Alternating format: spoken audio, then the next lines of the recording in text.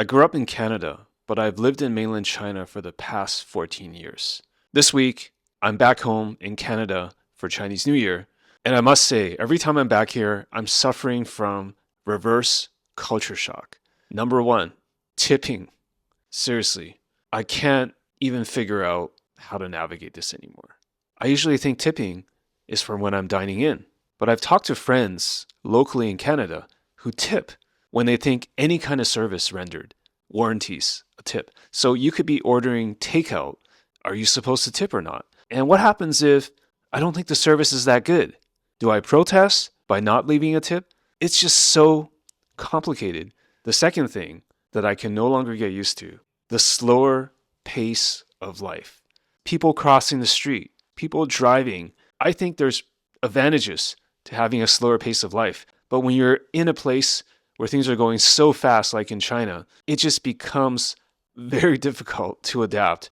The third thing, and this is really connected to convenience, you have to go to places to buy your stuff.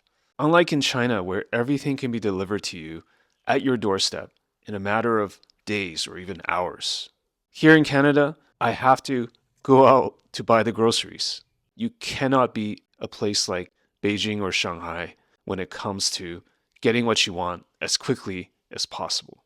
Number four, China is just incredibly physically safe, and I never get this feeling when I'm in a place like Vancouver. I always feel like I have to watch both ways when I'm walking around. There are places at night that I definitely do not want to be traveling alone in. It just does not feel as safe. I think it's a complex topic. I know that homelessness and drug use are big problems in major cities in Canada, but the net result is that it just feels less safe when I'm here in Vancouver. Number five, I say this almost as a joke, but not really. Everything in terms of fashion, at least in Vancouver, Canada, is incredibly drab and gray. Everybody's just wearing gray and black.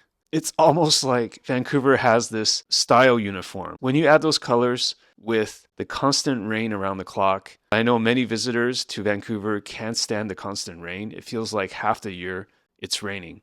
It really gives the city a lack of personality. I still think it's great coming home. There's just things about the culture and society as a whole that are very difficult to get used to once again. Thanks for watching.